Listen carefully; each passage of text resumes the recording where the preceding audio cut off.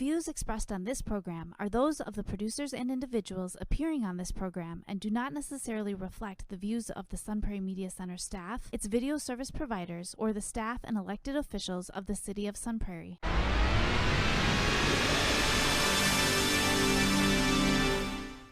Hello and welcome to Real Reviews. My name is Jamison Rabbit. And this week, once again, I am joined by our old friend Steve Sabatke. Welcome back to the show. I was here before, right? You were here last week. Okay. Yes. I wasn't dreaming that.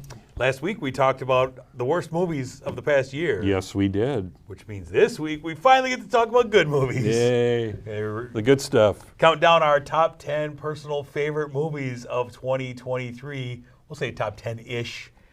And also review a couple of newer films that we have on the marquee this week. So let's go ahead and get started. First off with what we have in theaters right now. The first film I have is Mean Girls, the musical version of the hit. Not the old one? Not the old one. Okay. Watch the old one again, too. The original Mean Girls, I just have to say, is one of the probably my most rewatched movies of like the last 2 decades. Like, I watch that movie a lot. I think it's just, it's so well written, so entertaining. I don't think I've watched it since I saw it in the theater. Man, I love that movie. So I knew that the musical was out here, but I didn't pay a lot of attention to it. But as this film approached, my daughter got really excited about this movie. So it's basically the same film as the original with much of the same dialogue even, but we add in several songs because it's a musical. And it's the story of Katie, in this film played by Angourie Rice, a brilliant exchange student who moves to the States from Africa because her parents were missionaries. In high school, she's faced with the classic fish out of water scenario. She's introduced to all the cliques of the high school by Damien and Janice, two outsiders who kind of serve as her fairy godparents in this high school, who to stay away from and blah, blah, blah. They seem to be outside the fray and giving her the lowdown on everything, including the Plastics, led by Regina George in this film, played by Renee Rapp. The Plastics are this trio of pink-wearing, snobby girls who run everything in the school and use fear tactics to get their way, and even some of the staff are intimidated by Regina George. And it's a cautionary tale of gossip, high school drama between students, and how a crush can lead you astray. And like I said, I love that first movie. And I really enjoyed this movie. Did you really? I did. I mean, I did too. I don't know if I really enjoyed it, but I did enjoy it. I laughed quite a bit while watching this, but most of the laughs came from Tina Fey and Tim Meadows. Yeah, they're great. The two returning cast members. Yeah, she's the math teacher, he's the principal, and whenever Meadows was on the screen, and it was hilarious. Yeah, I so thought, dry. It's funny, and I wanted to see more from both of them. And I'm not, you saw it in the trailer, why was John Hamm because he's friends with Tina Fey, introduced as the sex education, physical education teacher, and he's got like 2 really small moments in the film. Yeah. That's it. That's it. Yeah, opening of the movie pretty much. Yeah. And we also add in Jenna Fisher is in as Katie's mom in this one. Busy Phillips replaces Amy Poehler as Regina George's mother. I was a little skeptical going in, like, take a movie that I love, make it a musical. I just didn't love The Color Purple. They did the same thing. I know. But I thought the music in this was solid. I've been singing some of the songs all week. I've been singing Apex Predator all week. I didn't think they were all that memorable. I enjoyed them. Some of them, to me, sounded kind of repetitive. I like the Regina George song. Well, the songs are co-written by Tina Fey's husband, Jeff Richmond. Right. I thought sometimes, and I guess there was like 4 or 5 songs from the Broadway show that didn't make it in the movie, thank goodness. Yeah. And I thought sometimes a song broke out in a moment that I wasn't expecting it to. That's musicals, right? And it was a little jarring. But I thought the cast did a good job. Angourie Rice, I've praised her in other films that you and I have talked about in the past. I hope she has more lead roles than this. Renee Rapp, who I've never seen before, I thought she was good. Yeah. The actress who played Janice. Louis Carvalho? Okay, I'm glad you said that, not me. I thought she was a standout. I thought she was awesome. And she had a moment, because I love the character of Jamison in the original film. She doesn't get her moment in this one. She gets a big song towards the end that I really thought was cool. Her and Damien, I like their dynamic. I like the girl, Avantika, who plays Karen, one of the plastics, the really dumb one. Yes. Right? The only one I didn't care for was the girl who played Gretchen. I prefer the Lacey Chabert version of Gretchen from the original. This one felt like she was doing an impression of her. Well, what's interesting about this movie is they hyped it a lot of promotional efforts on this one. I don't remember them really pushing this as a musical during watching the trailers or any of the commercials. You think people were surprised when they sat down and people started singing? Maybe, I don't know. But I don't remember seeing that. I know my daughter wants to see this. Yeah. She's mad at me because I mean, your daughter had to be right in that range when the first one came out. Yeah, I remember taking her to this 20 years ago. Yeah. 20 years ago, she was 13 years old. Yeah. I enjoyed it more than I thought I would. My daughter loved it. Wow. And, okay, I wasn't expecting that. Yeah, good time. What did you end up giving Mean Girls, sir? Yeah, I gave it 3 stars. I mean, it was fun. You know. I mean, that's not a real rousing recommendation, but I thought it was okay. Yeah, I thought it was a lot of fun. I thought the music was good, and it's just a fun story, a fun version of this story. I'm planning on going to see this again. I gave it 4 stars. Oh, okay. Fun stuff. So, all right, let's move on to what else we have in the theaters. What do you have for us? I've got American Fiction, which is getting a lot of praise. It's written and directed by Cord Jefferson. It's worth noting that this is his first time as a director. He was a writer and producer for television up until this time. And Jeffrey Wright plays the main character, Thelonious Monk Ellison. He's a writer and professor in Los Angeles. His novels get a lot of academic praise, but they don't sell very well. And publishers reject his most recent manuscript for not being black enough. So he goes to Boston to attend a literary seminar and visit his family. And at that seminar, he sees author Santara Golden, played by Issa Rae, and she wrote a best-selling novel called Weeze Lives in the Ghetto, which, in Monk's opinion, really panders to black stereotypes. Now, at the same time, he has to deal with his mother, played by Leslie Uggams. Her health is failing. He's got a plastic surgeon brother, played by Sterling K. Brown, who just came out as gay and resorts to heavy drug use. He enters into a relationship with Coraline, played by Erica Alexander. She's a lawyer who lives across the street from his mother.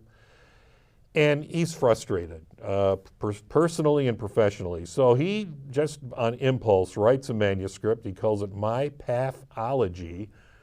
And it's just over the top and catering to black stereotypes. And after submitting it to publishers out of spite, thinking nobody's going to be interested in this, well, guess what? They are. He gets a big cash offer for the rights. The book, which later on is renamed a word that we can't say on the show, it's on its way to becoming a bestseller and a movie, much to Monk's surprise and disappointment. And he needs money for his mother's care, so he agrees to publish the book under a pseudonym, Stagg R. Lee. And his agent Arthur convinces him to adopt the persona of a violent, convicted fugitive felon when he meets with the publishers.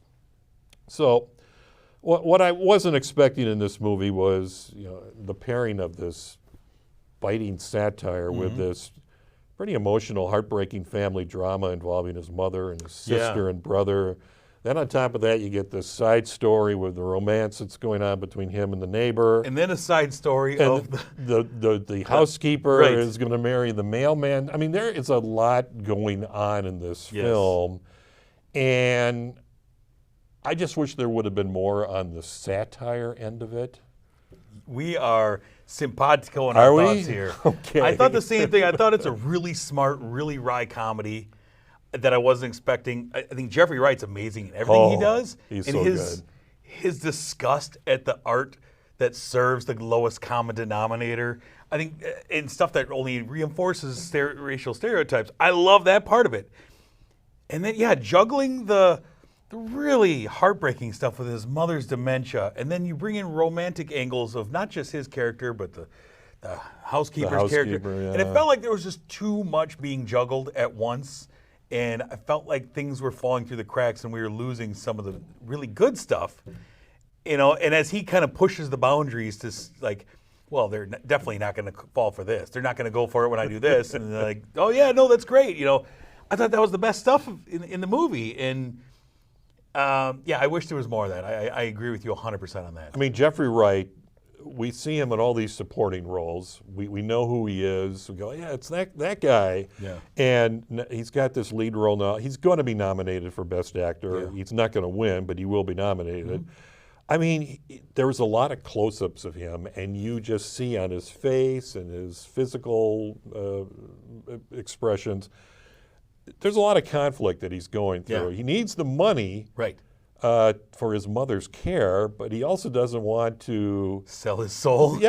sacrifice his artistic integrity. I mean, Yeah. he's a complicated guy, and this is one of those movies we always say, "Oh, it was too long. It was too long." This is a little less than 2 hours long.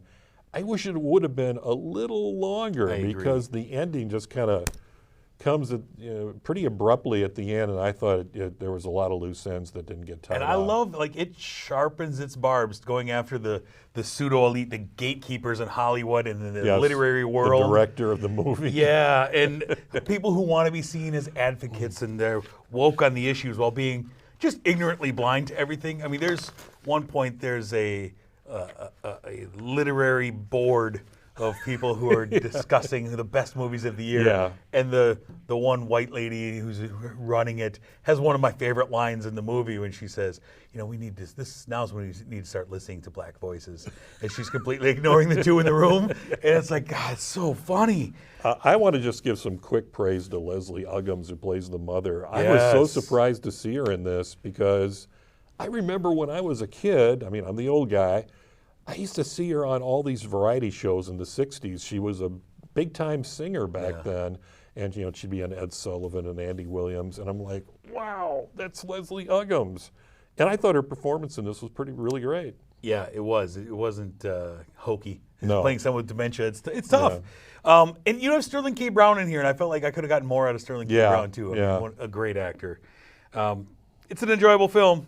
Yeah, I really agree with what you say, though. I would have loved to kind of move some things around. Give it 15 more minutes. Really I think so. Flesh this thing out. But what did you end up giving American Fiction, sir? I mean, I gave it 4 stars. It's good and it's very well written, but I wanted more of that part of the book to be more resolved and more of that in this movie. Yeah, I agree. I gave it 4 stars as well. Okay. Enjoyable film, great performance, one that we recommend. Just, man, I saw more potential there. That's all right. All right, let's get into movies that we hopefully really enjoyed from this past year. As we talk about our top films of 2023, I'll say at the top, 2023 was a really good year in movies. Yes, it was. I Very agree with good that year. wholeheartedly. Some years it's kind of tough, but this year was it was tough the other way of trying to narrow it down. And you've seen a lot more than I have. I believe I believe I ended up with 211 movies on the year that were released in 2023. I don't think I got to half that. It was pretty Wow. good year for movies. And so we're going to go through our top 10. We're kind of going to go through our bottom 5 of the top 10, and then we'll slow down and really get into our top 5. So I turn to you, sir. What are your 10 through 6? All right, you want me to start with number 10? Yeah. All right, there was just a bunch of movies that could have been my number 10, but I picked BlackBerry, which is the fictional account of the creation of the BlackBerry mobile phone. Is some of it not true? Yeah, I think a lot of it was not true, but I didn't care. I really thought this was entertaining, and great performances from Jay Baruchel and Glenn Howard. Glenn Howard was great in this. Oh, yeah. Number 9, we just saw this recently, The Iron Claw. This was the surprise of the year for me, and it's about pro wrestling, and it's emotional, it's heartbreaking, and Zac Efron, great performance. Yeah. Who knew? Yeah. Number 8, Are You There, God? It's Me, Margaret. Oh, yeah. One of the best teenage coming-of-age movies that I've seen. It's based on the novel by Judy Blume. Mothers, daughters, go see this together. Number 7, Killers of the Flower Moon. Is this Martin Scorsese's best? No, but I think it ranks pretty high up on his list. That's saying a lot. Yeah, and Lily Gladstone, wow, she really stole the show. I hope she wins Best Actress. Number 6, Past Lives. I just saw this recently, and this is so honest and touching, this love story. And Greta Lee, she's a movie star. Yeah. She is a movie star. I mean, there's one scene where she's talking to her old childhood friend that says she's not the same person anymore. Boy, you can just see the anguish and heartbreak in her eyes. She was great in this. Yeah, it's great. All right, I'm going to run through my 10 through 6. My number 10 was a film that I know you loved. We reviewed recently. It's Poor Things, Yorgos Lanthimos' wild comedy starring Emma Stone. It's a film that's divisive, but I found it to be a lot of fun. I thought Mark Ruffalo was hilarious in this. And I think more than anything, it's a really beautiful film that, as I've tried to explain it to people that ask me about it, I find myself admiring it more and more as I struggle to explain what this movie is. And it's really grown on me more and more in the weeks since we saw it. Okay. That's my number 10. My number 9 is Anatomy of a Fall, the French courtroom drama from director Justine Triet. Stars Sandra Hüller as a wife and mother accused of murdering her husband in their French chalet in the Alps. And the only witness to what may or may not have happened is their blind son, Daniel. And it spins into a really well-written courtroom drama that gives Sandra Hüller a lot of space to stretch out. But it's much more than just a great courtroom drama. It's just a really well-done movie. And it features a steel drum cover of 50 Cent's PIMP that is worth the watch alone. Just for that cover. It's great. My number 8 is Beau is Afraid, Ari Aster's tale of Beau, a man who is always walking into the headwind that life throws at him. And I felt the most unease all year watching this movie. Never felt like I had solid footing. Joaquin Phoenix is terrific in this, and the circumstances and people that he encounters in his journey will spin your head. I rewatched this last night and felt the same way as I did the first time. Did you have nightmares afterwards? Man, this movie's so good. My number 7 is Godzilla -1. Wow. So much more than a Godzilla film. It's a somber post-World War II drama that has real emotion.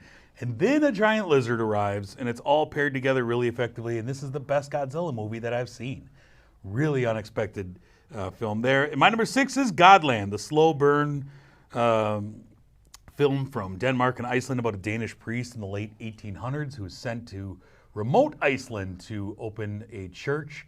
And the first half of this movie is the treacherous journey that he goes on across remote Iceland with a bunch of Danish leaders who don't speak his, or a bunch of Icelandic leaders who don't speak his language.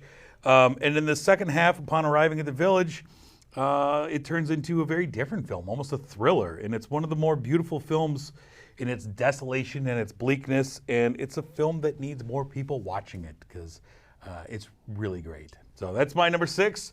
Now let's get into the top 5. I have to go see Godzilla. You do? Yeah. Recommend. All right. All right, sir. What do you have as your number 5 on the year? All right. Well, it seems like every year, Jamison, I have a small independent film on my list that nobody's heard of, and this is my number 5, Flora and Son. Have you seen this? I have not seen this. Okay. Remember I love Coda? this. Yes, I do. This is on Apple TV Plus. Comes from John Carney, who gave us Once and Begin Again, which 2 movies I love. Those. Story of an absentee single mother and her delinquent son in Dublin. They find a connection with music.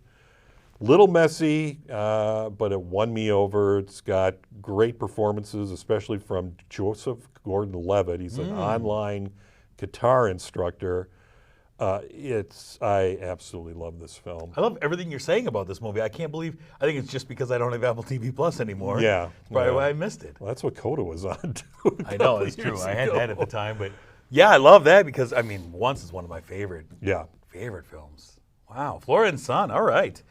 My number 5 is The Holdovers, Alexander Payne's instant classic about a man who has many issues, played by Paul Giamatti there. A professor who doesn't fit in, disliked by his students and colleagues, too hard on everyone, and also has a fish odor to him to boot. Forced to spend winter break with a student he despises and the grief-stricken school cook, and it's got heart, it's got laughs, it's got a lead character that isn't always easy to root for.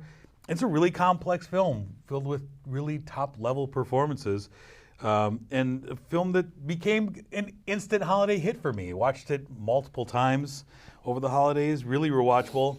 And I found this to be, of all the movies of this past year, the easiest recommendation that I give to people when they say, what's a good movie? I would agree with Watch that. The Holdovers. Yep. It's 100% return rate of, wow, that was really good. I've done that as well. Yeah, great one. So that's my number 5. Your number 4, sir.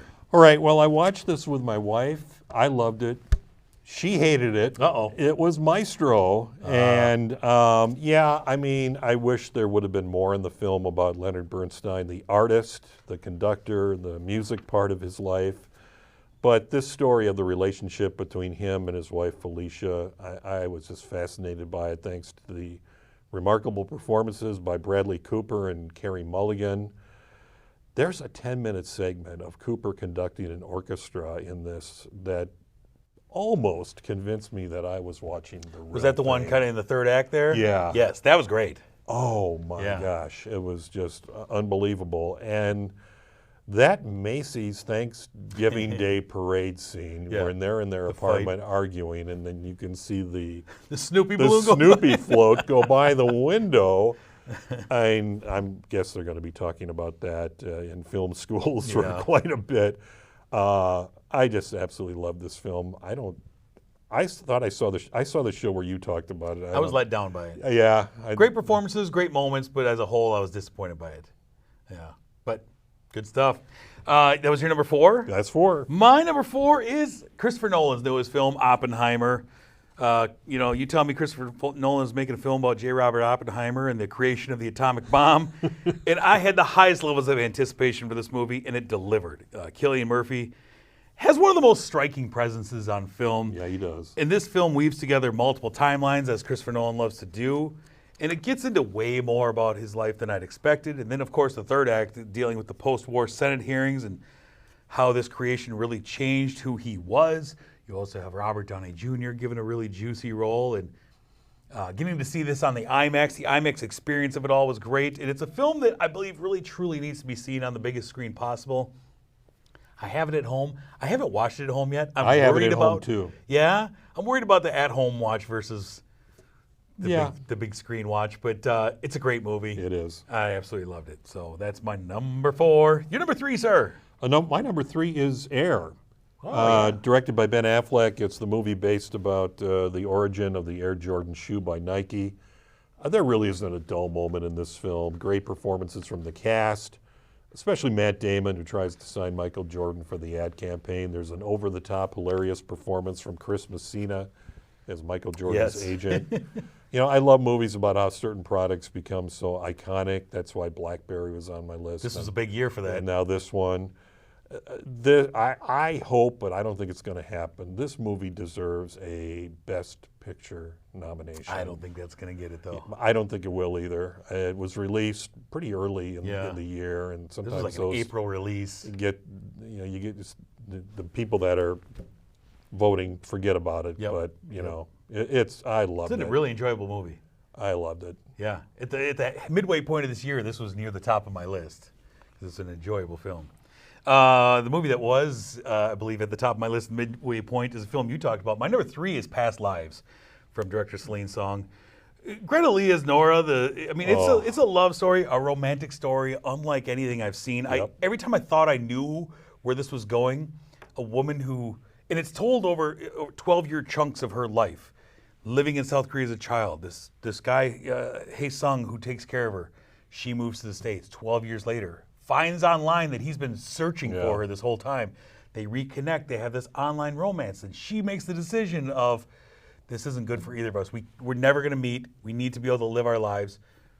Cut to 12 years after this. Now she's married to a white guy who doesn't share cultural similarities. Hae Sung shows up in New York to make his last shot at her. And you think you understand where this movie is going to go. And even Arthur, the husband, goes, I get it. I'm the white villain in this fairy tale, and it's not what you expect. This movie had me as a mess at the end of this film. I mean, it was... Me too. Has you asking questions of, is destiny real? Are these people meant to be together? Is it just inevitable? And it's just gorgeous, a film that's driven by melancholy sadness and followed with a message of hope. And telling a story in 12-year cycles, I think, was really interesting. And it's not as simple as rom-coms lead you to believe. Great film, Past Lives. My number 3. I hope we see more of Greta Lee. Boy, she was so good in terrific. this. Yeah. All right, you're number 2, sir. Well, you already talked about it. Oppenheimer. This one came very close to being my number 1. This is a guy that I knew nothing about. And that made me enjoy this movie that much more. This is one case, remember all the hype about this one? Yeah. I think this is one case where the hype was exceeded. Yes, that's tough. By the final product. And I forgive Christopher Nolan for the confusing mess that was Tenet after seeing this. Yeah. I'm really anxious to see what his follow-up will be. I mean, who knew that a 3-hour movie about Robert Oppenheimer would be such an exciting thriller, and it was released at the same time as Barbie. Yeah. And if you haven't seen it, see it. I just think it's very unique, and I think this is, going to be something that you're going to hear a lot about at the Oscars. Absolutely. I agree. My number 2 is an animated film. It's Spider-Man Across the Universe. I was expecting that. A film that is just a incredibly impressive animation. The first one I thought was the heights of animation. This one actually exceeded that to me, continuing the story of Miles Morales and Gwen Stacy, mixing aesthetic styles, mixing mediums of telling this story. And it's a great story of these teens trying to find their place in this universe, opening up a multiverse that is really, Marvel has proven to be very tough to tell. I thought they did a great job with this. And it brought the comic book to the screen once again. And I mean, some of these scenes look like paintings brought to life. I absolutely love this movie. It ends on a cliffhanger, to be continued. Yeah. And I'm really hoping the next film was supposed to be coming out this next month. Yeah. Now it is indefinitely delayed thanks to the SAG strikes. Oh, really? Yes. So it doesn't have a release date now. Because I want to see it, because I want to Yeah. have more appreciation of the first one. I mean, that was good, but I was like, what's going on? We need Beyond the Spider-Verse soon. So. Okay. But Across the Spider-Verse, my number 2 movie. It is time, sir, for your number 1. All right, well, it is The Holdovers. I had this at number 2, but then I watched it for a second time, and man, its charm, heart, its humor just completely won me over. I mean, Alexander Payne's movies can be slow-moving character builders, but if you stick with them, you'll get rewarded in the end. I love this film's Nebraska and The Descendants. They're 2 of my all-time favorites. Add this one to the list. I love the way he filmed this in the style of a movie from the 70s. Mm-hmm. And just great performances from Paul Giamatti, Divine Joy Randolph, and Dominique Sessa. Yeah. You're right. This, when people ask me, what should I watch, this is the one I mentioned. You're going to love it. Yep. My number 1 is a movie you talked about. It's Killers of the Flower Moon. I found this to be just an absolute masterpiece. A film that was well over 3 hours long, and yet I never felt the runtime. Nope. And it introduced us to Lily Gladstone, who was tremendous in this movie, and somehow not only held her own, but stole scenes from Leonardo DiCaprio and Robert De Niro. Yes, she did. And it's a film with few heroes, but it's, I feel like a late career masterpiece for Scorsese.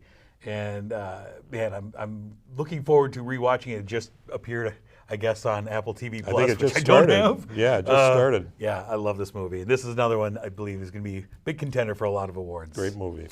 Real quickly, do you have any honorable mentions you just want to throw out there? Yeah, I mean, You Hurt My Feelings, still a Michael J. Fox movie, Nyad, John Wick 4, Mission Impossible. Those are some of them. I had The Killer, Asteroid City, The Innocent, The Iron Claw. What else did I have? And Rice Boy Sleeps. Those are just great. There's so many. I had my top 40 was great. Let's run out of time. Let's take a quick look ahead of what is coming soon. January 26th, we have The Kitchen on Netflix, directed by Daniel Kaluuya. Dystopian future London, where social housing is eliminated and 2 characters fight to navigate the world as residents of the kitchen. We also have on Prime Underdog, starring Snoop Dogg as a washed-up football star sentenced to coach a ragtag Pee Wee football team. We have Totem, Mexico's submission for Best International Feature, about a 7-year-old soul who is spending a day at her grandfather's for a party, and as the day wears down, chaos slowly takes over and fractures her family.